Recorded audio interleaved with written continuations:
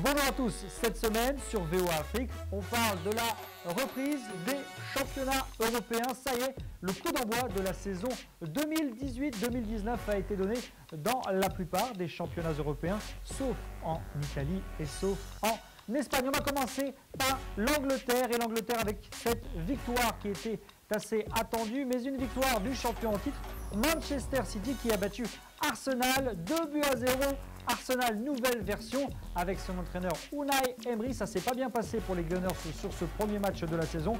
Et en tout cas, l'équipe de Pep Guardiola qui avait laissé au repos notamment Kevin De Bruyne, le Belge, qui avait terminé 3e de la Coupe du Monde avec la Belgique, au repos.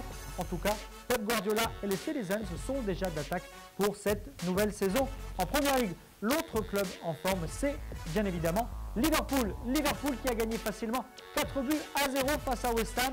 Et le grand pharaon, Mohamed Salah, qui a marqué son premier but de la saison après, on s'en souvient, une Coupe du Monde en dents de scie avec l'Égypte. Le doublé également du Sénégalais Sadio Mané. Et on a noté également la belle prestation de Naby Keita qui avait été transféré pour 50 millions d'euros à l'intersaison. Naby Keita qui a bien brillé avec les Reds de Liverpool sur ce premier match. On notera également la victoire de Manchester face à Leicester avec un but de Paul Pogba notamment. On va traverser la Manche, on va aller en France. Le retour de la Ligue 1 et du Paris Saint-Germain, les Parisiens qui se sont imposés 3-0 face à Caen. Neymar qui a inscrit le premier but de cette nouvelle saison et de ce PSG, nouvelle formule. On verra bien évidemment comment ça va se passer pour le Brésilien et son club qui ont souvent du mal lors de l'hiver, notamment généralement au niveau du mois de février en Ligue des Champions. Est-ce que le Paris Saint-Germain cette année va réussir? En tout cas, une victoire 3-0. Le deuxième but inscrit par Adrien Rabiot et le troisième but inscrit par Weah, pas Georges, mais Weah le fils. 3-0 pour cette victoire face à Caen. Le Paris Saint-Germain qui jouait sans Kylian Mbappé, laissé au repos. Le Paris Saint-Germain qui débute bien cette saison. En Espagne, on n'a pas encore repris la saison, ce qui n'a pas empêché le FC Barcelone de l'emporter à Tanger au Maroc lors de la Super Coupe d'Espagne.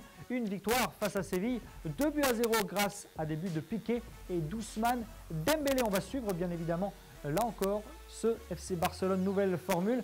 Est-ce que Lionel Messi va se remettre de sa déception à la Coupe du Monde pour pouvoir conserver le titre? On verra ça. Et de l'autre côté, chez les merengues, le Real Madrid, quel va être ce nouveau Real Madrid, version sans Zidane, version sans Ronaldo, mais avec Gareth Bale ou encore Karim Benzema? Est-ce qu'Eden Hazard, le joueur de Chelsea, va réussir à arriver? En tout cas, Thibaut Courtois, le gardien de Chelsea, est arrivé au Real Madrid pour défendre les cages du club madrilène. Ça ne va pas être facile. Le premier rendez-vous pour les Madrilènes, ce sera cette semaine face à l'Atlético Madrid pour la Super Coupe d'Europe face à l'Atlético Madrid d'Antoine Griezmann. On va suivre ça et en tout cas, on vous donne également un mot en Italie pour vous signaler que ça va bien pour Cristiano Ronaldo et son nouveau club, la Juventus de Turin.